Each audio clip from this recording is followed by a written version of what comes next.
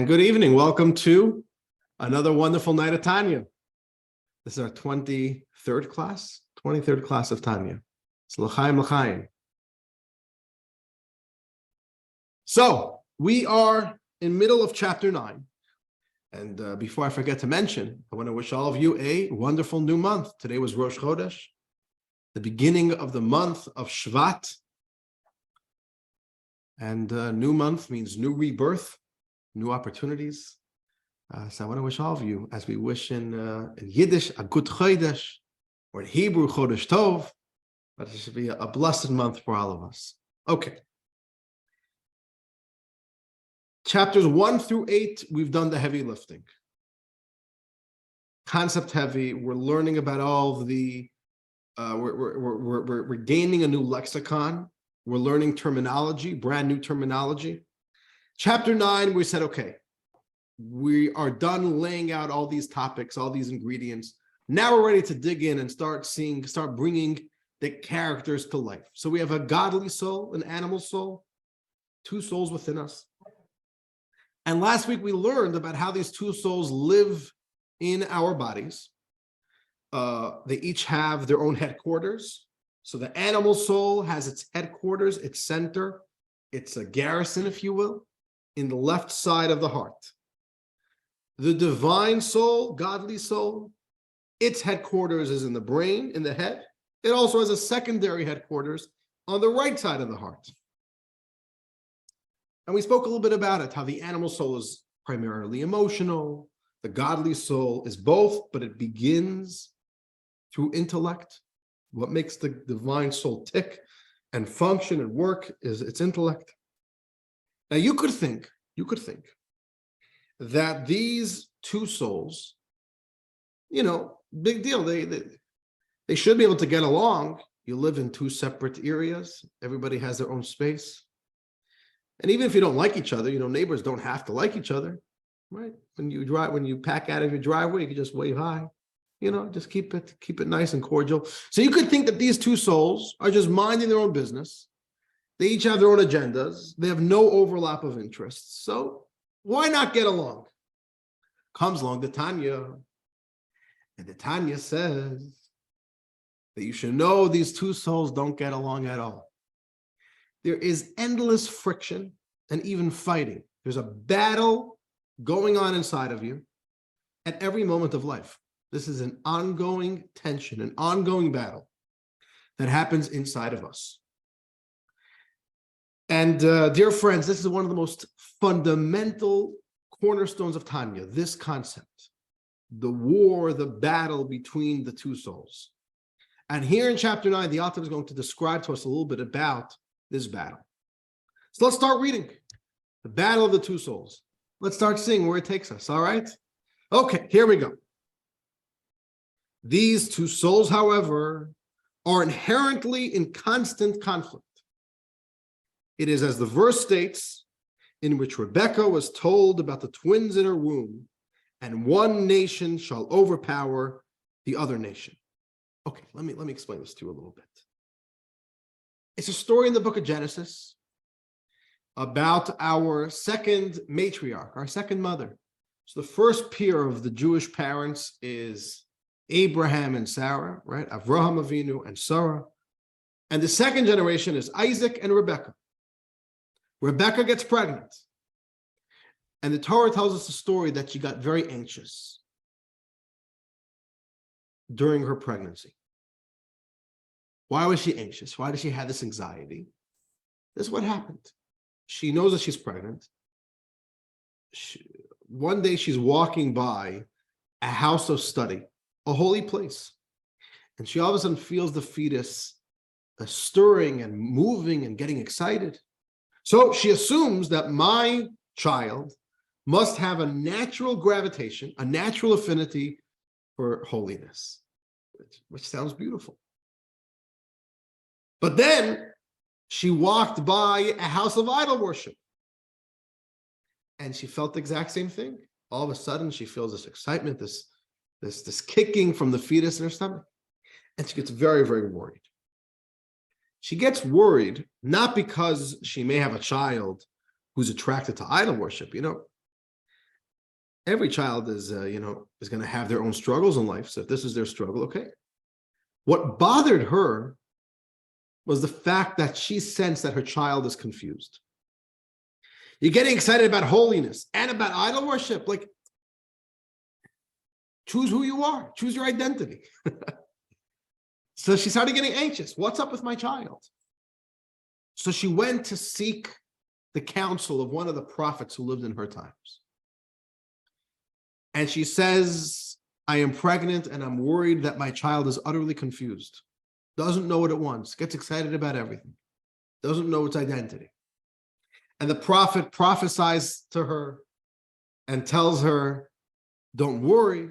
You are not pregnant with one child. You are pregnant with two children. You don't have one confused child. You have two children. Each knows exactly what it wants from itself. And of course, we know that these two children, and that answer put her at ease. She was at ease. And she gave birth to twins, Jacob and Esau, Yaakov and Esau. Jacob represented a holy child who felt this natural pull to holiness.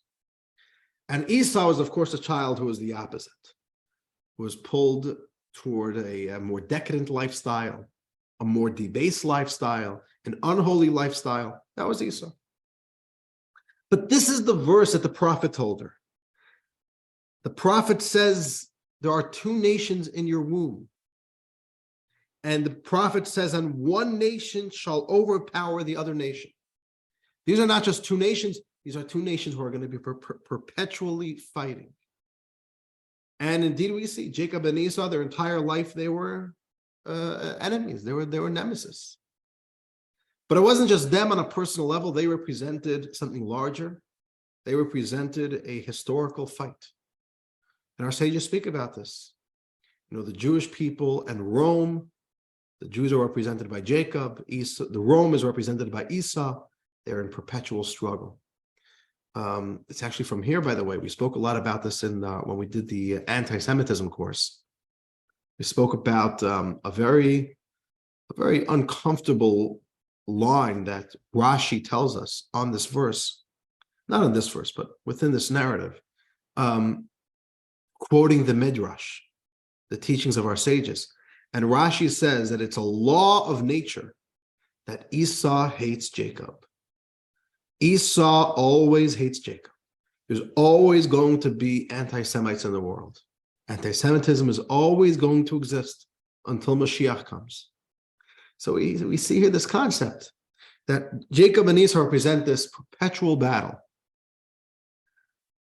But the Alter Rebbe looks at this struggle between these two forces on a more spiritual and a more personal level. The godly soul and the animal soul. The godly soul and the animal soul, represented by Jacob and Esau, are fighting nonstop. These are not two different and cordial neighbors. These are two forces that are constantly in conflict. Let's continue reading. Right? The verse is, and one nation shall overpower the other nation. They were to become two nations locked in a struggle in which the victory of one would always mean a loss for the other. The same with the struggle of the animal soul and the divine soul.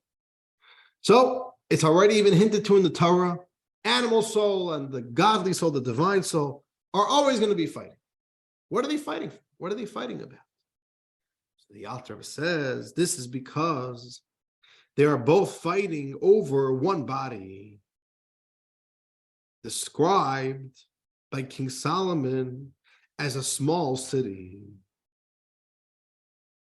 There's a very interesting verse, a cryptic verse in Ecclesiastes, which is written by King Solomon. King Solomon describes there's a small city. It's not a large city, right? It's not like New York City. What's a small city? How small does it have to be? When I was in Idaho for a summer, I definitely told some of you guys about my summer in Idaho when I went there to what we call the roving rabbi program. Chabad has a program that's been going on for decades, since the 1940s, of yeshiva boys traveling to remote Jewish communities in the summer. So in any case, We drove through Idaho. We spent a month in Idaho, me and a buddy, visiting the Jews of Idaho. And, the highways in Idaho are very old style, which is that it's a highway. And then all of a sudden you have to slow down and the highway goes straight into a city, which was how the highways worked in America till, I guess, pretty recent times, the 50s, the 60s. So when you're driving on the highway, all of a sudden you go from 80 miles per hour, I think like 85. On the highways, there you go, 85, which means you're driving 94, right? We're from New York. You don't drive 85, you drive 94. You go 9 over. So we're speeding, crisscrossing this state out in the middle of nowhere. But then all of a sudden the speed limit goes down and you drive right through the city and then you go back and then the highway continues. You don't have to merge on and off, right? So you drive through these cities and sometimes you have these cities, 35, that tells you the occupation, 35 people, 12 people. Anyways, very interesting. You drive by these little tiny little villages. Okay, so how small is a city? I don't know. But King Solomon describes a small city where there are two kings. There's the old foolish king and there's the young wise king. Old foolish, young wise. And they're battling over the city. That's the metaphor that King Solomon uses. What was King Solomon referring to? King Solomon, the small city, is our body. We have a body. And we have inhabitants.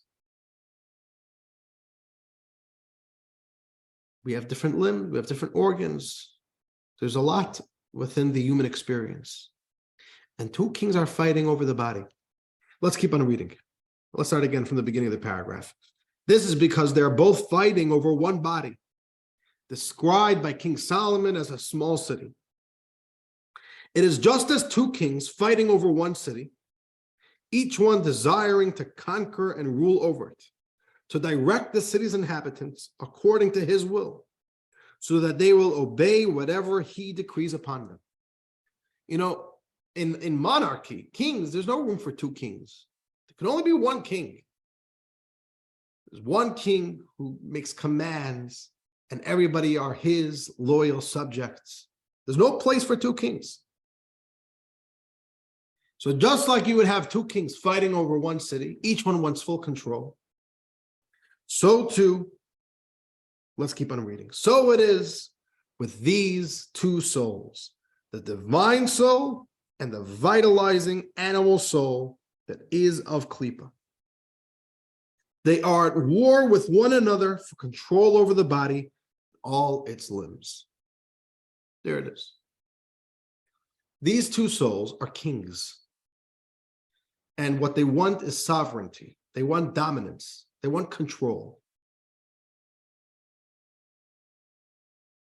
We have to realize the nature of souls. Souls are not just like a little influence. Souls are a full identity, our full life.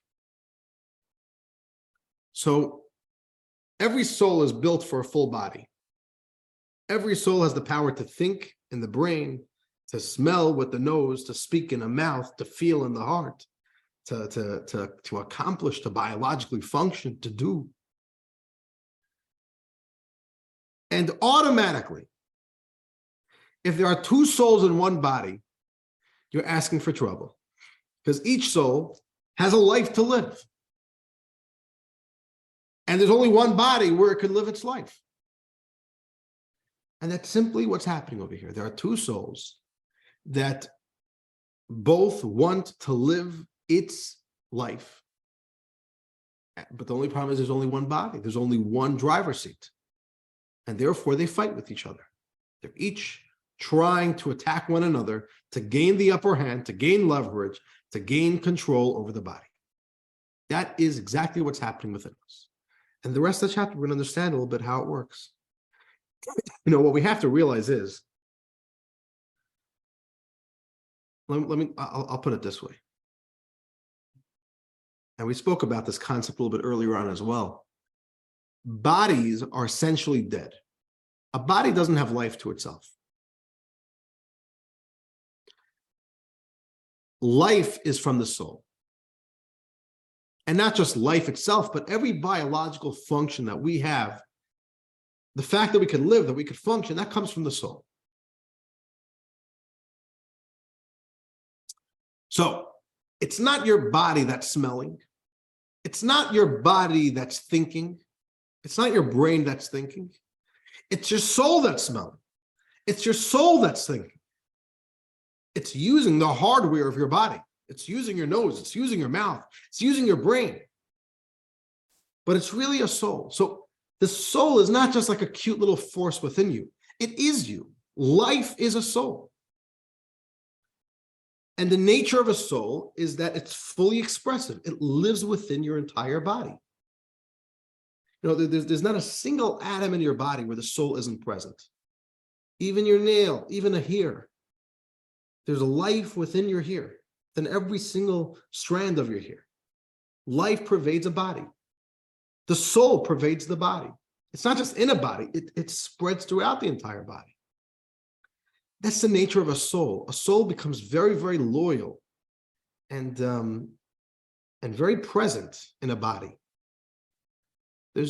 I like that word. A soul is loyal to the body.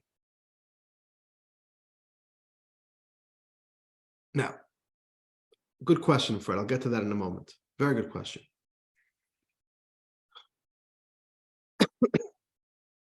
By the way, just this is the reason why, even when the soul separates from the body, the soul doesn't leave the body fully. The soul always hovers and stays close to the body, which is why when we want to access a soul, where do we go? Jewish tradition tells us to go to the resting place, to the grave of that person.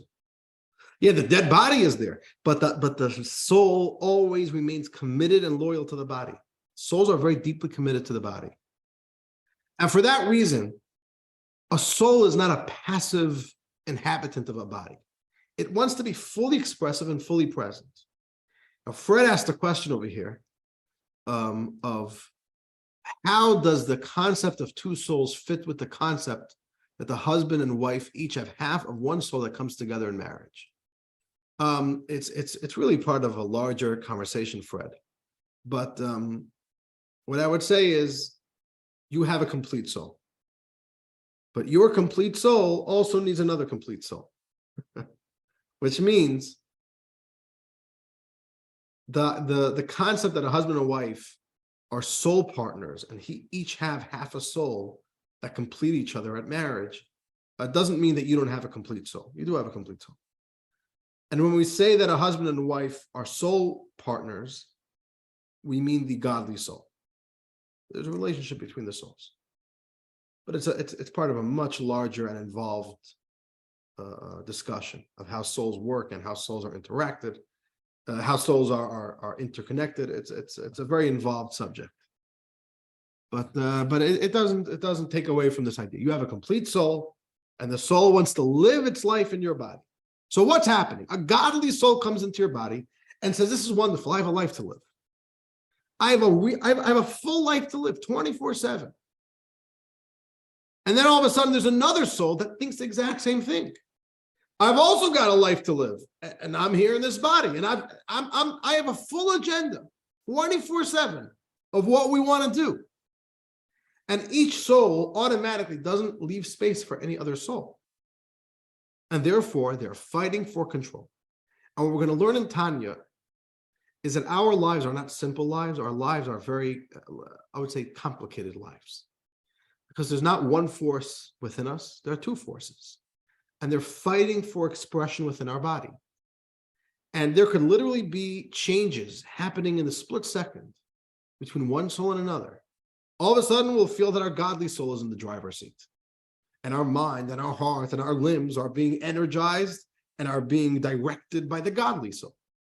A moment later, it will be the animal soul in control. And all of a sudden, our mind, boom, our animal soul pushed its way into our mind. Think about it like two armies, right? Each one makes advances, then has to draw back, and it's just constant. If you look at history, for the past like 300-400 years of Europe, Eastern Europe, the borders changed every single day. Which country you live depends. You can wake up in the morning, you live in a different country.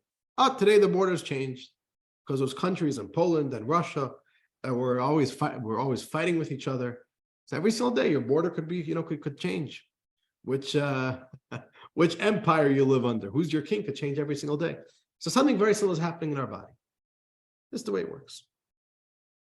And this is going to be a foundational concept in Tanya, to always realize that life is complex on the inside.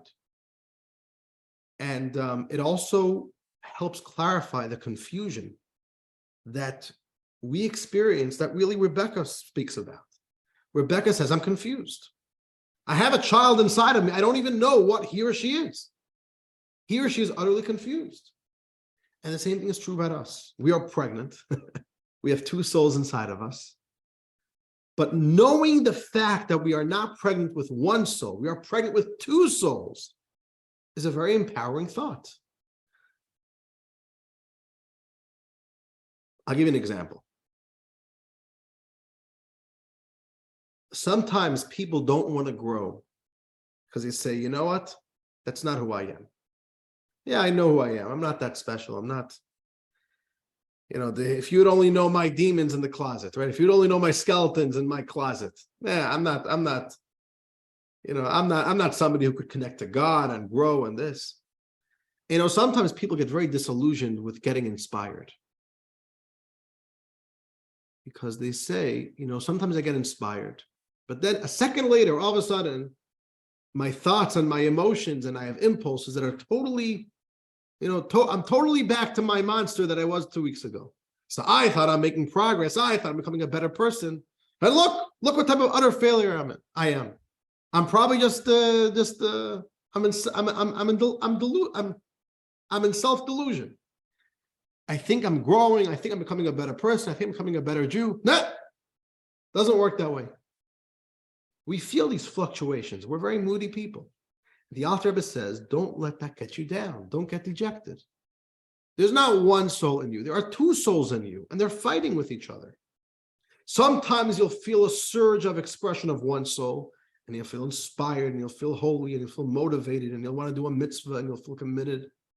And another moment, you'll feel this urge, the surge of energy from the animal soul.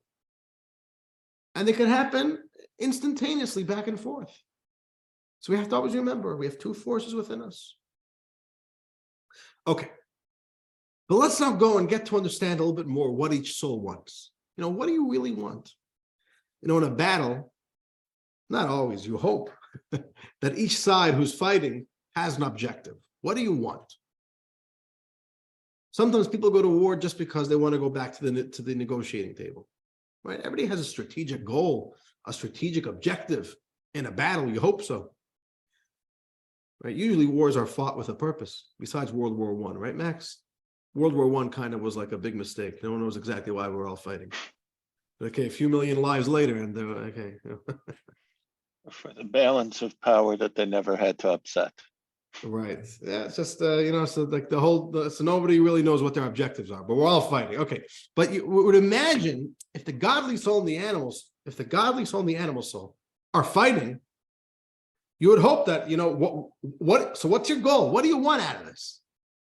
So we're going to begin with the godly soul, with the divine soul.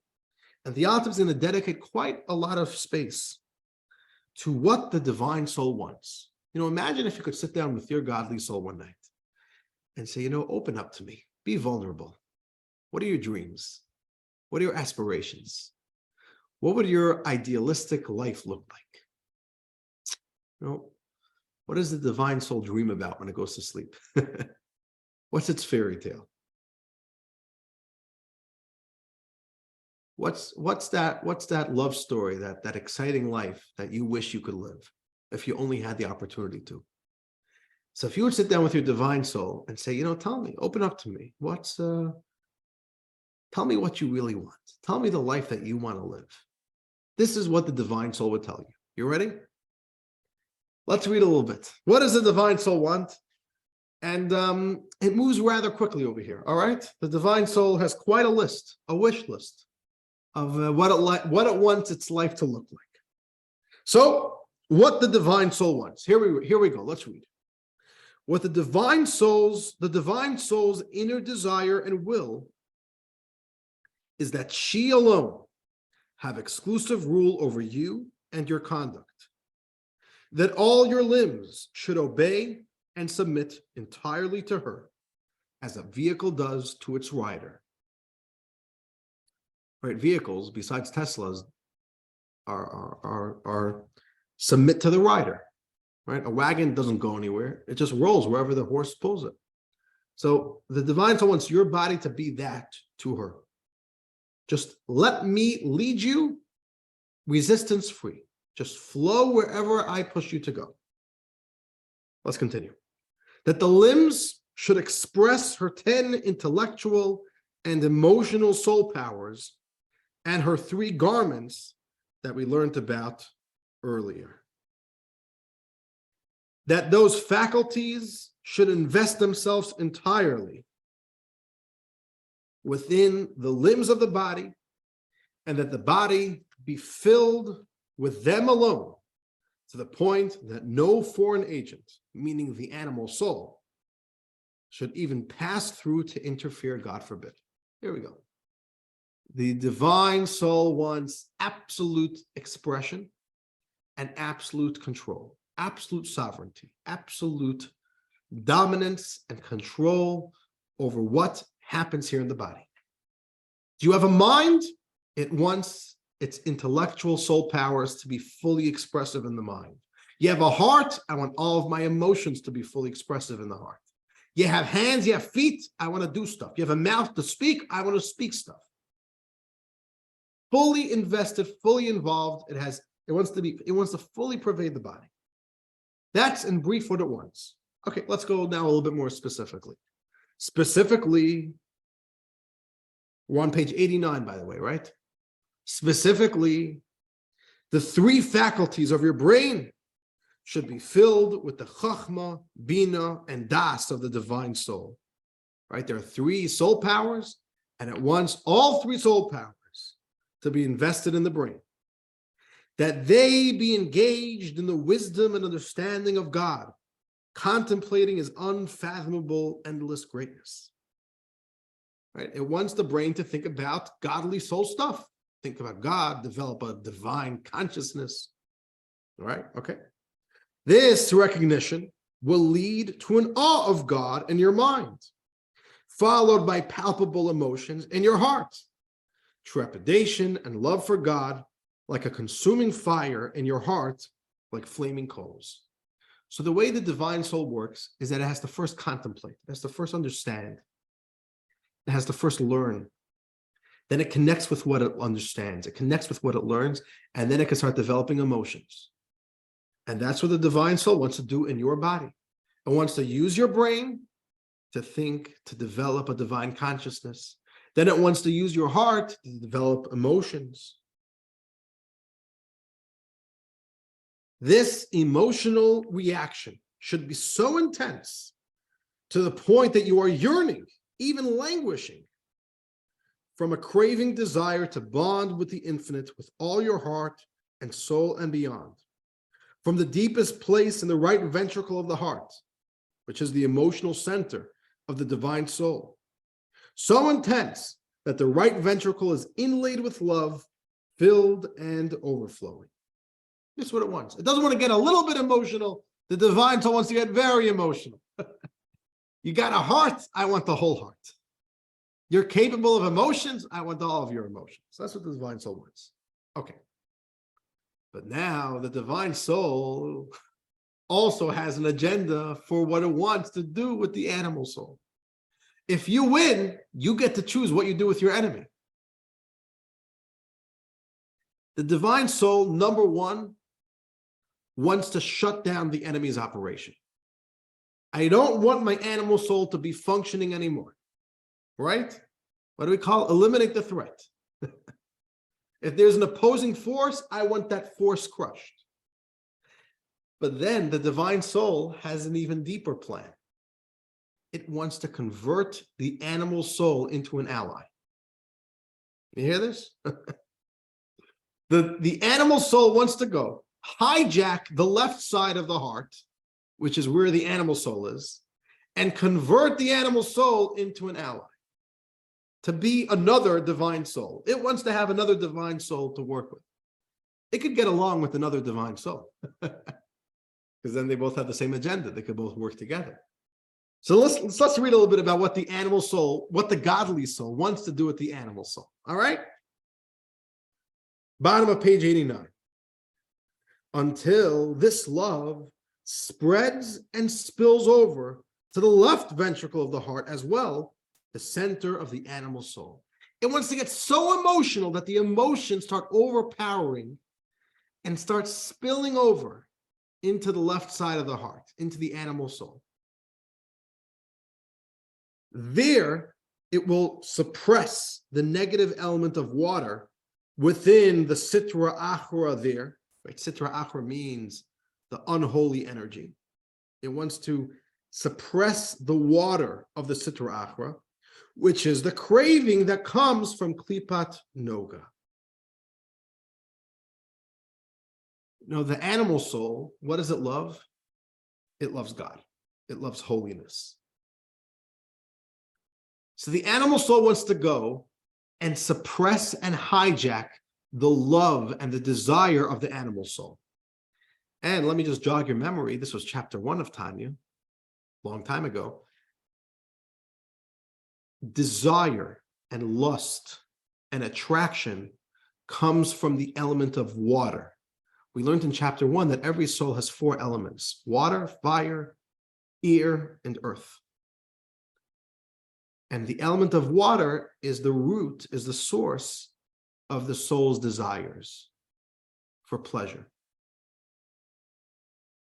So the water of the godly soul, which is holy, is the desire and the love and the attraction for holiness, for another Jew, for Torah, for mitzvahs. The water of the animal soul is not holy. It's the desire and the temptation and the lust for what? For ice cream. Right? I don't mean ice cream specifically. You know, that's the boilerplate. You right?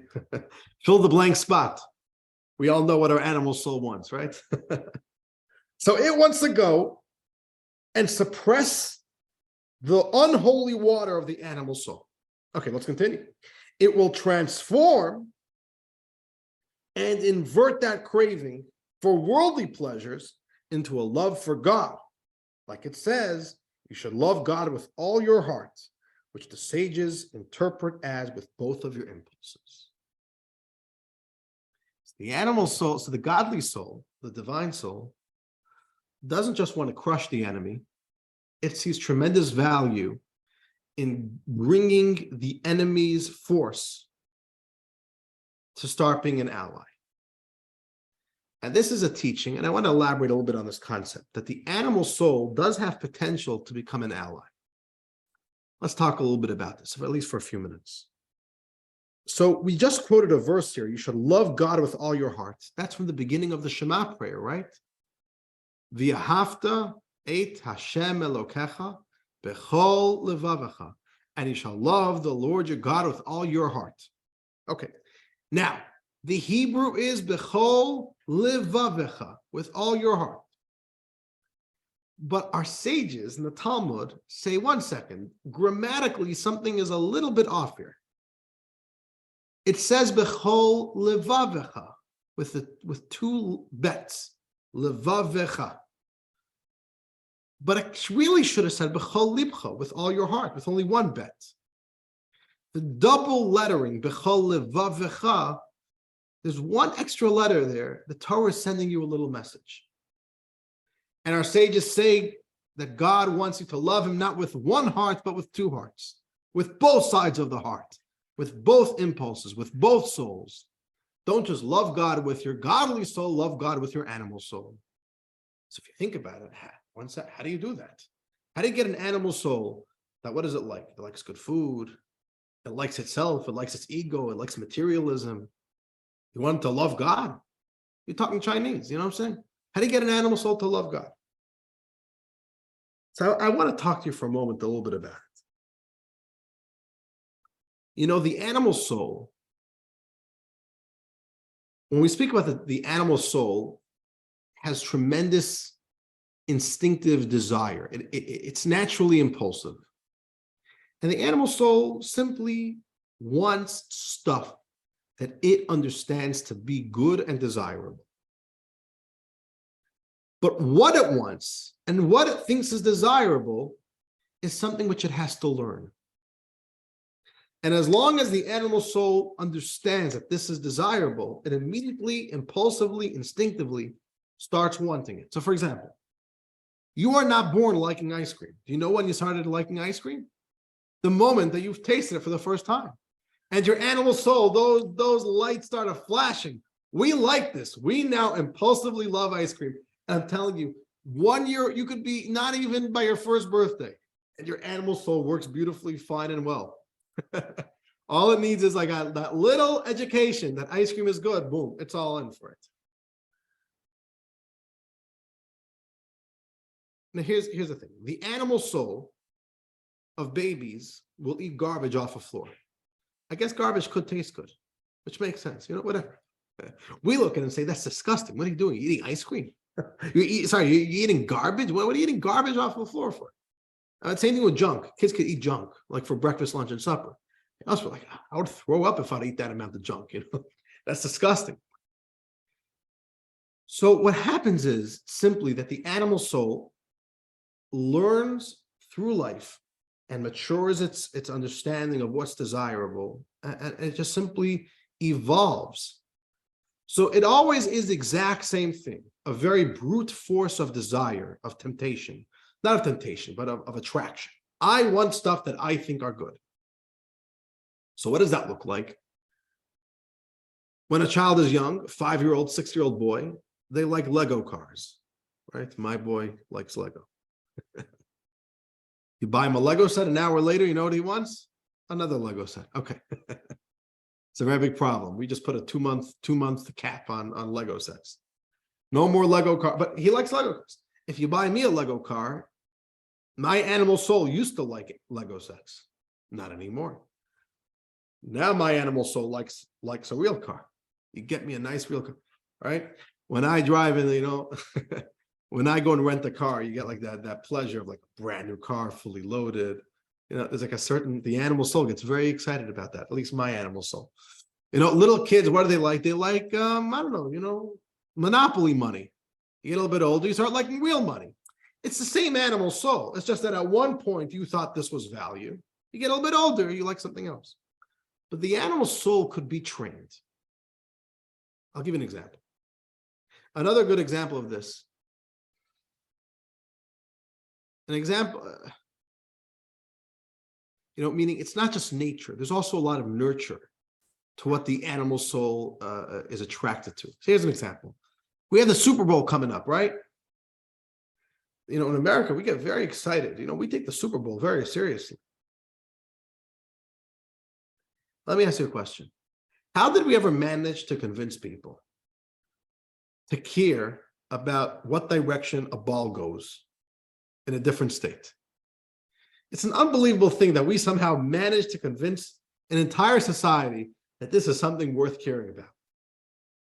You know, people will legitimately mourn or legitimately rejoice, like rejoice if this is one of the most exciting moments of life, and mourn as if this is a real loss, personal loss, because of it's unbelievable. You know, why should a taxi driver, why should a dentist care what direction a ball is going in a different state? It just makes no sense.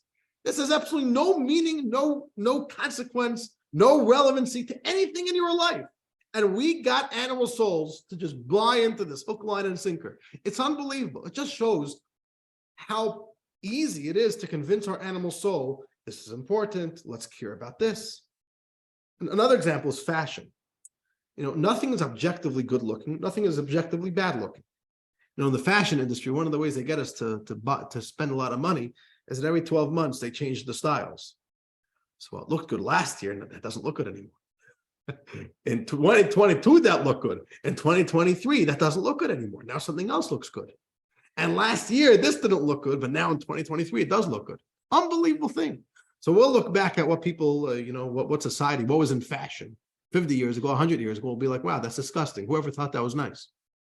And we look at today's fashion, we're like, our animal soul feels very, that's beautiful. That's beauty. I want to own that. So it's all a mind game, right? The fashion, but that's the way the animal soul works. The animal soul simply needs to be conditioned.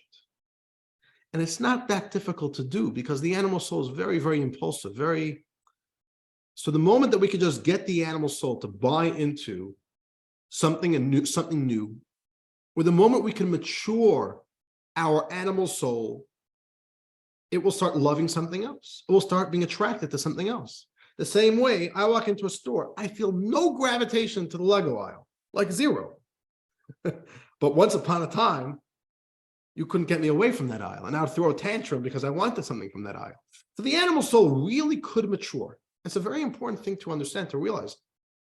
So there is a way, at least on some level, to take the animal soul and say, listen, you used to care about Lego. You used to care about Monopoly money.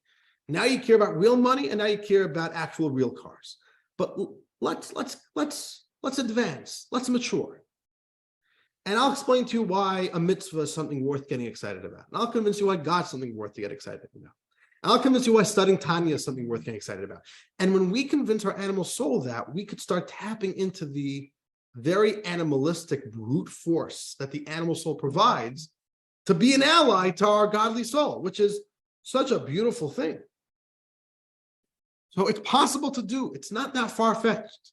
If we could get millions of people to buy, hundreds of millions of people to buy into the excitement of Super Bowl, we could get ourselves to be excited about God. All it takes is a little bit of conditioning, a little bit of education. And that's what the animal soul wants to do. That's part of its agenda. Okay, let's continue. We're on top of page 90. All right, this is a little bit cryptic, a little bit Kabbalistic, what we're about to read over here. But it's okay. The nature of Tanya is, the more we learn, the more we understand everything. And then what we've learned in previous chapters, all of a sudden, oh, now I understand that even better. Okay, let's continue. Top of page 90.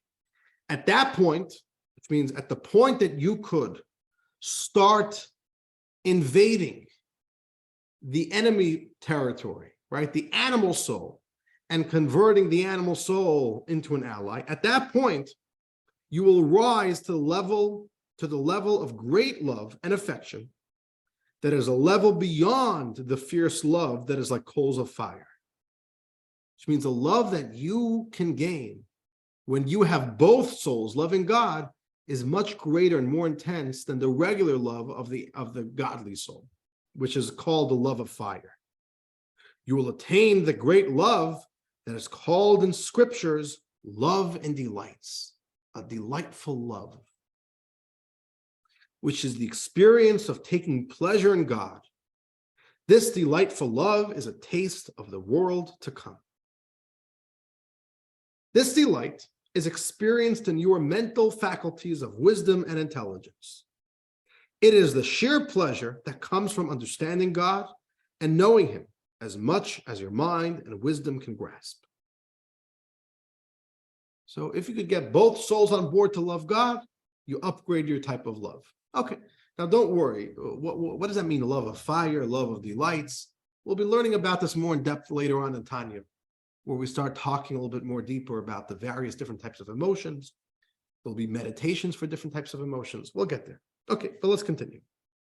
This is what is called the water and the seed of light that has been seeded within the holiness of the divine soul.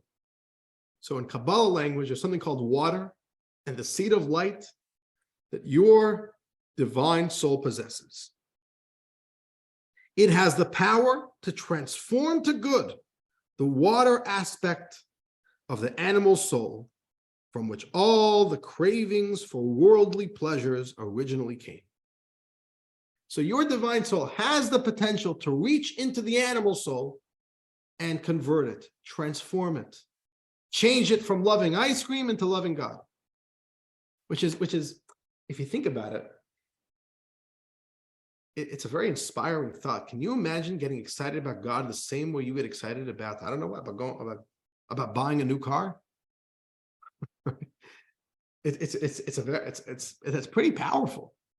You know, if you feel that, you're probably, it's pretty unbelievable. Okay. It is as described in Eitz Chaim, section 50, chapter 3. Hey, Stuart, how you doing? Good evening. Section 50, chapter 3, citing the Zohar, that the evil inclination, the Yetzer Hara, can be transformed to become completely good, truly just like the good inclination, the Yetzer Tov. This is done when its filthy clothing are removed. The filthy clothing, those are the pleasures of this world in which the animal soul is so invested. So, it's like before. You have an animal soul. The animal soul has one agenda only. It's just very emotional. What do I want? What do I like? Now, what it wants and what it likes is already the assumed identity. It's like garments. So little babies, what do they like? They crawl on the floor and they like pieces of garbage. It's actually really disgusting. You get older and you start not liking garbage. So that's what it means to remove your filthy clothing. You used to be invested in this type of excitement. Now you took off those clothing. Now you're invested in another type of excitement. So we could do that to our animal soul. Currently, our animal soul is excited about worldly pleasures. We could remove those clothing, those pleasures, and now we could upgrade our animal soul to be excited about God. In any case, this is the agenda of the divine soul. The divine soul wants to permeate your body's intellect, permeate your body's emotions, and get so emotional that even it starts hijacking and invading and converting, transforming the animal soul's emotions as well.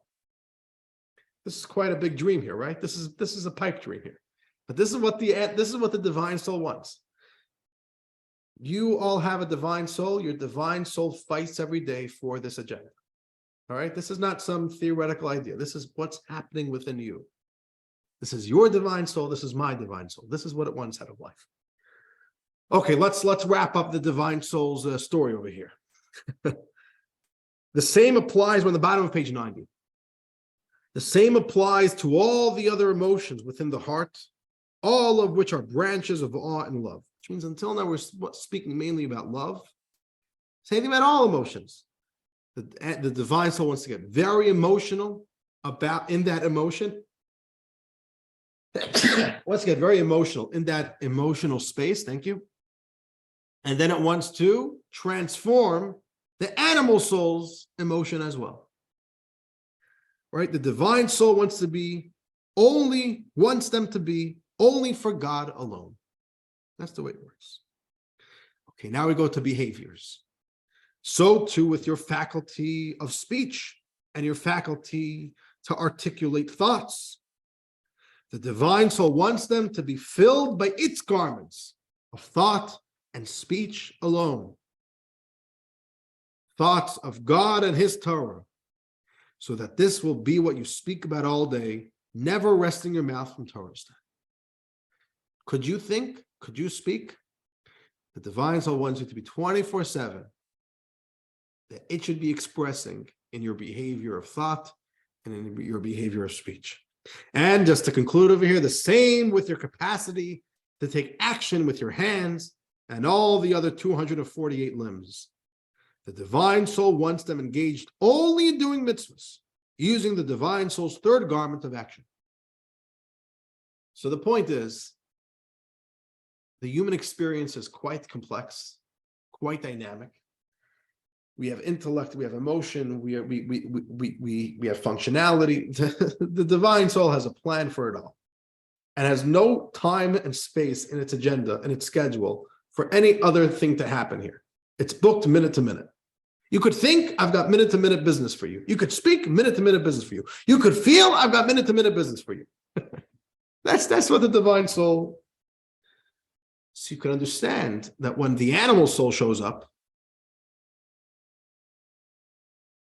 what does the godly soul say? Godly soul says, I've got no space for you. I'm sorry, we're fully booked. Okay, let's continue reading. But what does the animal soul want? So little surprise, the animal soul wants the exact same thing, just the opposite. The divine soul wants full control, full presence to be divine. The animal soul wants to express itself in the entirety of your human experience. So part 3 of the chapter, what your animal soul wants. The animal soul of Klippa, on the other hand, wants exactly the opposite. Simple as that. The Alter Rebbe doesn't go into any detail over here. The Alter Rebbe does not give a lot of eartime to the animal soul, but it's pretty easy to understand. These two souls, today we're so advanced that we've even thought of brilliant ideas like two-state solutions. Does the animal soul and the divine soul, would they settle on a two-state solution? You get half the body, you'll get the other half of the body. You get half of the emotions, you'll get the other half of the emotions. Or, Sunday, Monday, Tuesday is the godly soul, and then you'll alternate.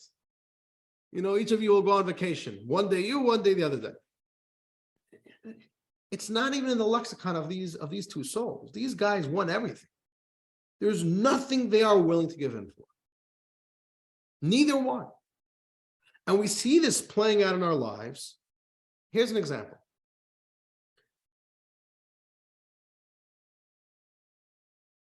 If you take money and you give it to charity, why do you give it to charity? Because it's a mitzvah to give charity. That's really the reason. Your divine soul makes money. What it sees in money is not my next mortgage payment. Your divine soul sees in money a mitzvah. What's the mitzvah? 10% goes to charity. So when the divine soul compels us and inspires us and works within us to give charity, what do you think the animal soul says? The animal soul doesn't say, you know what? Let the godly soul take 10%. No, it says, what?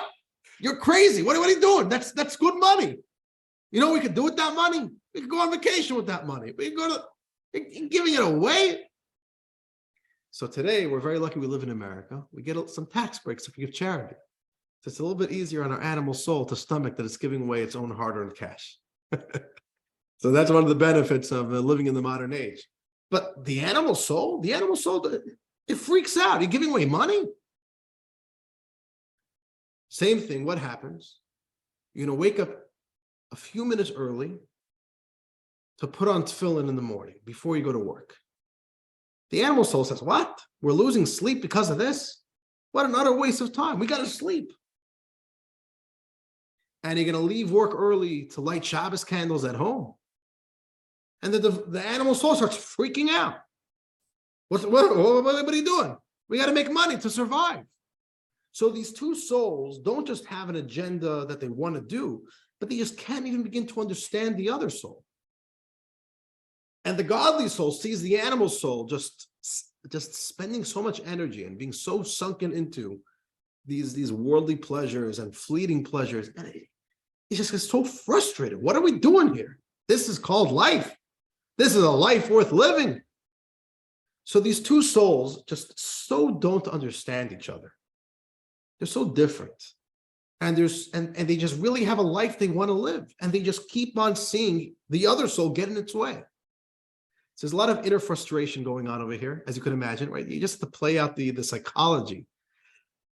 And there's literally a battle. They are each fighting every single day for dominance. Each one wants something more. And in the next few chapters, we're going to learn a little bit about how that battle plays out. But I want to conclude, we have a few more words here to the chapter. The Alter Rebbe throws in a beautiful plot twist. Every good drama needs a plot twist, right? So here we got a plot twist. We got a drama here. There's a battle here, two kings, two souls fighting. We got a plot twist. Here's the plot twist. The Alter Rebbe says it and doesn't even explain. Let's read. But, there's a big, big but, right? But the animal soul and its negative drive is ultimately for your good, existing only so that you will rise to dominate her and win, as with the parable of the harlot in the Holy Zohar. End of chapter. You could think, what type of life is this? God created life. God created man. God created us. And God created us to live in a life of conflict. Is this... Why would God set us up with such a complicated life? So much drama. Who needs drama in their life? We couldn't just have a normal life. So the Zohar, a classical ancient work of Jewish mysticism, Ask this question. Why did God create a Yetzer Hara, an evil inclination? Why did God make us an animal soul? If God wants us to do mitzvahs, God should have made us with only a godly soul. Right? Problem solved. What do we need an animal soul? What do we need this whole circus for? Who needs this? Who needs this whole schlep, an animal soul? So the Zohar answers this question with a parable. This is the story. There was a great king of a great empire, and he had an only son, the crown prince, who was destined to take over the throne and to lead this empire of a long succession of kings, of mighty kings, into its next generation. And the king understood that the crown prince has to be raised not just as a regular kid, not just as a regular youth, but he has to be raised to have tremendous inner strength of character, resolve, commitment. And the king wanted to test the inner strength, the inner commitment of his crown prince, of his teenage crown prince. So what does he do? In his kingdom, there was a woman who was a prostitute, a harlot. So the king calls her in and says, I have a mission for you. I want you to go and try to seduce my crown prince, my son. Don't tell him that I sent you. But your job is to try to get him to give in, to become weak. That's your job.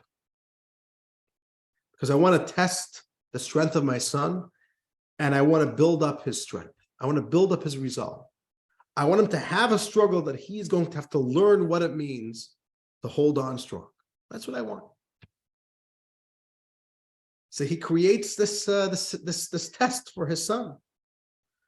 And the harlot goes and does her work to seduce the crown prince. Okay. Now, that's the end of the parable. Here's what the Zohar says. The Zohar goes into the psychology of this prostitute, of this woman. It's very interesting. Does she want the crown prince to fail and to give in to her seductive advances? What does she want? Is she interested in him giving in? The answer is no. She actually wants a strong king. If he's weak, the whole kingdom is in trouble. And she's a subject of this kingdom. So she actually, and this is going to be her king. She doesn't want him to fail. So really, she doesn't want him to listen to her. She doesn't want this to work out. But could she then go and do a weak job? Could she not be so seductive? No. She was given orders by the king. If she doesn't use all of her seductive prowess, she's violating the command of the king. She has to listen. So on the one hand, she is working crazy hard to try to seduce and to bring down the crown prince. On the other hand, she actually does not want him to fail. And if he does fail, she says, oh no, this is not what's meant to happen here. So the Zohar says that's really what's happening within you. God gave you the animal soul. There's no duality, right? There's no opposing force behind God. If you have an animal soul, God gave that to you. The animal soul works for God. The goal of life is not to live a life like an angel where everything is easy. The goal of life is to struggle. God is not looking to bring us down. God is looking for us to face a challenge and to succeed through it. And there's a purpose there. And the more we learn Tanya, the more we're going to understand why we live, why we have to live a complicated life with an animal soul. There's a purpose. But that's what the Alter Rebbe wants. The Alter Rebbe wants us to be the crown prince who actually got a little note from a spy who said, by the way, this whole thing, it's really all a setup. It's really all for you to be strong. So the Alter Rebbe is telling us that from the outset. You got an animal soul. It looks like it's trying to seduce you. It looks like it's trying to pull you down.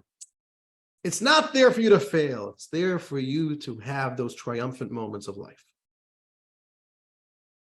That's the plot twist. Okay, but then we have the cliffhanger. But the point is we have this raging fight and battle going on within us. And okay, so how does this fight look like in practice? That's where we're going to learn about in chapter 10 and chapter 11. We're going to start learning about the different variables of how well the battle is working out within us. And also, once we understand this concept of two souls, they're battling. There's a battleground. There's many different layers and levels of victories. Now we can start diagnosing what we should look at as success. What is considered a failure? What is realistic? I'll tell you right now, I'll give you a little bit of a spoiler. What the divine soul wants, it's not getting all of it. I know it wants to not negotiate. That's fine. It's never going to give in to a ceasefire. The godly soul dies on the battlefield. We're going to live, God willing, till 120 years old. The animal soul never gets to see victory. It dies on the battlefield. The battle starts when you're born and ends when you die.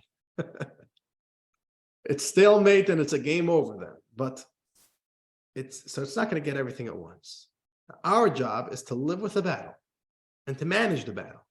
And we have to understand what are realistic expectations for our spiritual living and what's not. That's where we're going with this. So, dear friends, we're a few minutes over time. I want to thank you all for joining. I want to wish you all a wonderful night. But until next time, see you soon.